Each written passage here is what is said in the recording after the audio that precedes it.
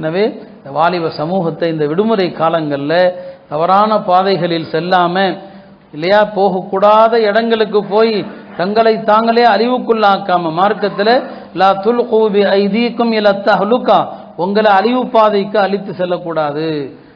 தற்கொலை எப்படி கூடாதோ, எங்க ஆபத்து இருக்குதுன்னு தெரியுதோ அந்த இடத்துக்கு போகவும் கூடாது. நபி ஸல்லல்லாஹு அலைஹி வஸல்லம் அதையும் நமக்கு தடுத்திருக்கிறாங்க.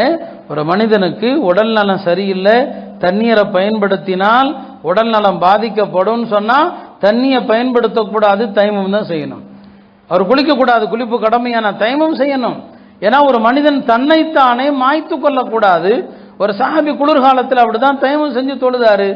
என்னன்னு கேட்கப்பட்டது, அல்லாஹ் உங்களை நீங்களே கொல்லக்கூடாதுங்கிறான்னு சொன்னான். எனவே அருமையானவர்களே, விடுமுறை அழகான ஒரு வாய்ப்பு, அழகான சந்தர்ப்பம். இந்த சந்தர்ப்பத்தில் மார்க்க அறிஞர்களோடு குர்ஆனை கற்றுக்கொள்வது, துஆக்கள், திக்ருகள், மார்க்க சட்டங்கள், இதையெல்லாம் நம்முடைய பிள்ளைகளுக்கான அரிய வாய்ப்பாக பயன்படுத்துங்க. நீங்களே அவங்கள எல்லா இடத்துக்கும் அனுமதி கொடுக்காதீங்க. எங்கேயாவது டூர் போகணும்னா பெரியவங்க கூட போங்க, பிள்ளைங்களை தனியாக அனுப்பாதீங்க. ஏன்னா இந்த பருவம் அவனுக்கு யோசனை எல்லாவற்றையும் அழிச்சிரும். அவன் அந்த நேரத்தில் எல்லாத்தையும் மறந்துடுவான். நாம அவர்கள் கூட போய் தான் எல்லா விஷயத்தையும் அப்படி சுற்றி, மார்க்கத்தில் அதுக்கும் அனுமதி இருக்குது. டூர் போகலாம், சுற்றி பார்க்கலாம், மார்க்க வரம்புகளோட அதுவும் ஜாயிது தான். எனவே இந்த விடுமுறை காலத்தை வீணாக்கக்கூடாது. எல்லாம் அல்லாஹ் நம்முடைய வாலிபர்களுக்கு நல்ல புத்தியை தந்து பெரியவர்கள் வழியிலே நடப்பதற்குரிய தௌஃபீகை தருவானாக.